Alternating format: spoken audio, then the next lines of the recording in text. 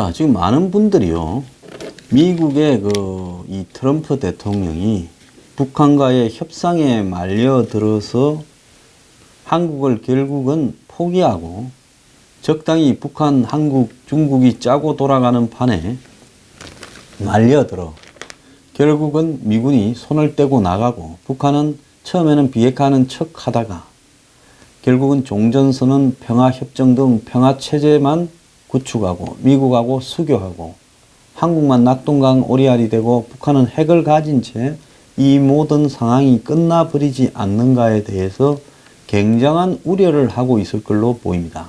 결과적으로는요, 걱정을 하지 말라고 저는 국민들에게 이야기를 하고 싶습니다. 절대로 그런 일은 있을 수 없습니다.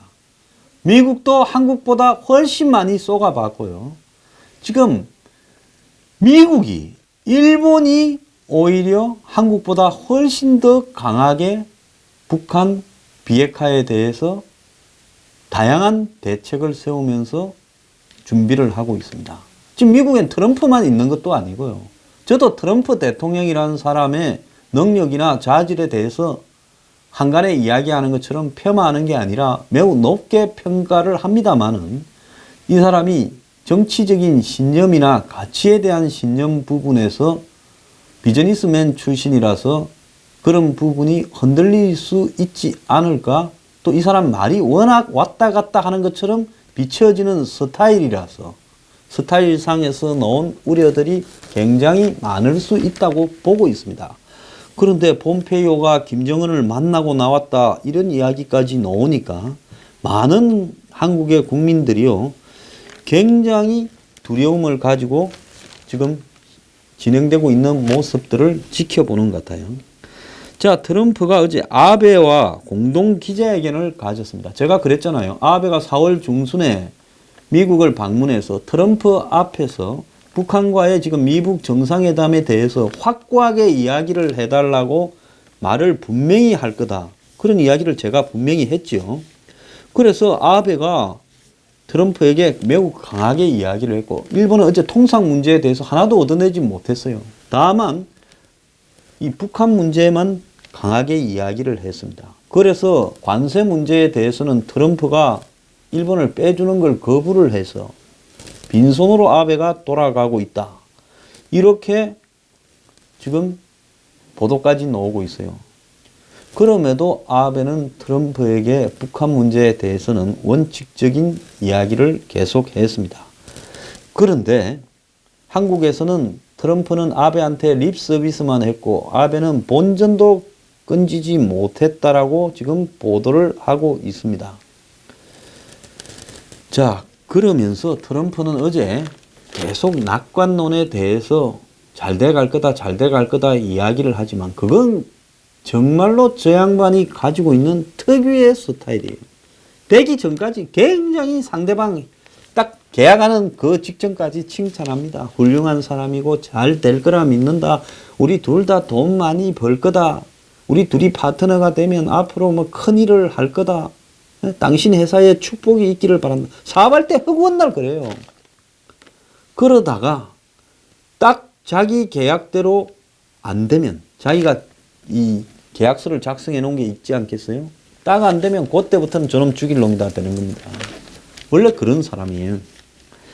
자, 그래서 어제 아베하고 공동 기자회견에서 북한의 김정은과 한반도 비핵화를 하는 회담을 사실상 수주 후에 한다 하면서 출정 선언을 하면서요, 그가 김정은과 핵 담판에 올인하겠다라는 입장을 어제 트럼프가 밝혔습니다. 그래서 회담이 성공할 것이라고 생각하지 않으면 회담을 하지 않을 거다. 회담이 결실이 없을 경우에는 회담장을 정중하게 떠나 그동안 했던 일을 계속할 것이다. 이는 김정은이 비핵화의 실천에 성의를 보이지 않을 경우에는 협상의 판을 깨고 나와서 군사적 옵션까지 다시 검토하겠다라는 이야기다.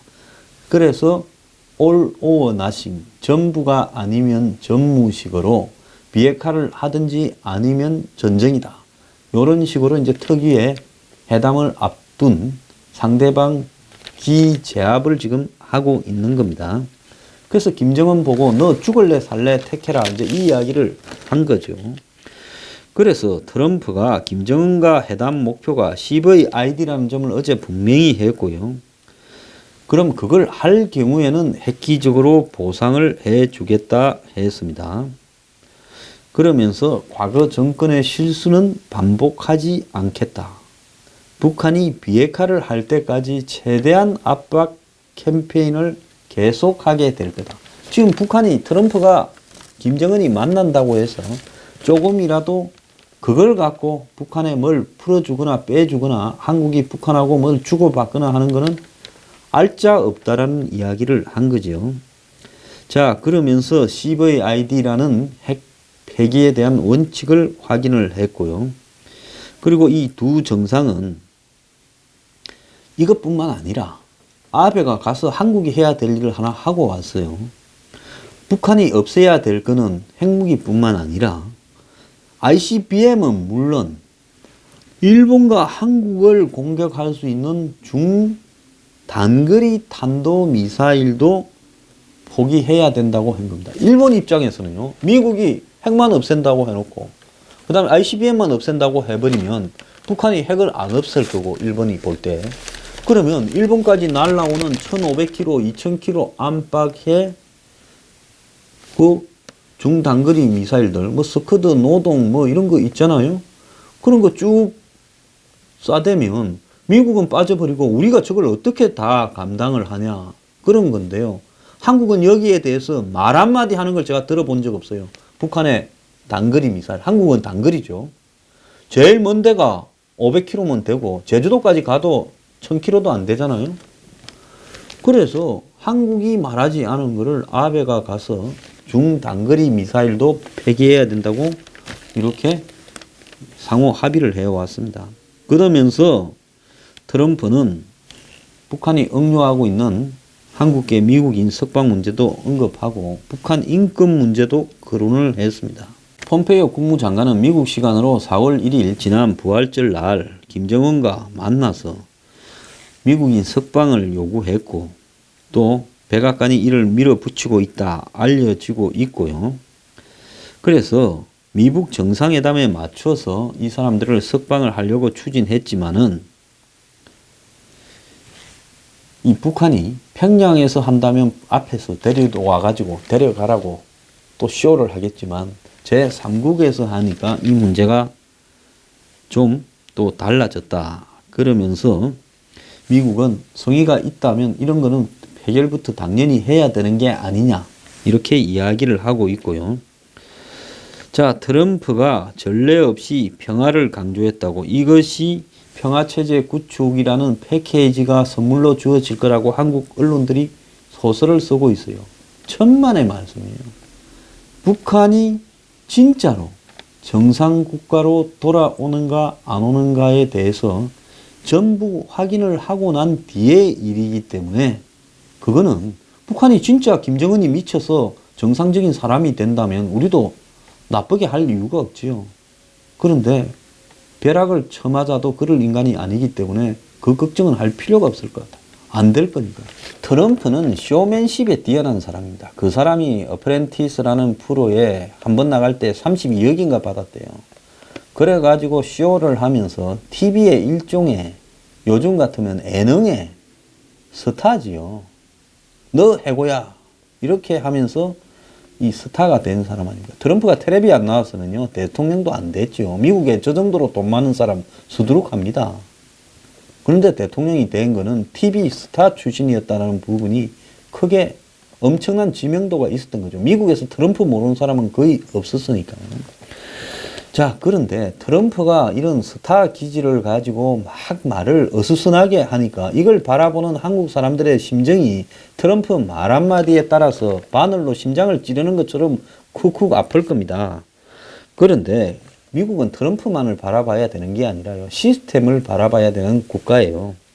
코리 가드는 동아태 소위위원장은 최근에 이분이 강하게 목소리를 높이고 있죠. 미국 상원의 동아태 소위위원장이니까 상원 외교위원회에서 역할이 막강한 사람입니다. 남북 정상회담에서 종전이 선언되는 것과 관련해서 종전을 논의하는 것과 그걸 합의해서 선언하는 것은 별개의 문제라고 이야기를 하면서 이거는 너 혼자 해야 될 일이 아니라 동맹이 협의해서 결정해야 될 일이라고 했습니다.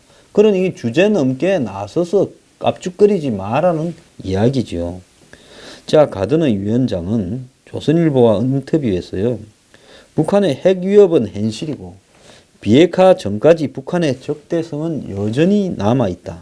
그래서 북한의 핵이 있는 현실에서 종전 논의가 실질적으로 효과가 있겠느냐. 아니, 핵을 가지고 있는 거는 전쟁을 하려고 가지고 있는 거지. 전쟁할 생각이 없는 놈이면 진작 핵을 없앨 건데, 그러면 종전선언이라는 거는 저쪽에 먼저 남침을 했던 놈인데, 그래서 휴전을 한 건데, 남침을 했던 놈이 전쟁을 할 의사가 없다라는 걸 확고하게 보여줘야 그 다음부터 종전선언이 되는 거지. 그게 원칙적으로 맞지 않냐, 이런 이야기입니다.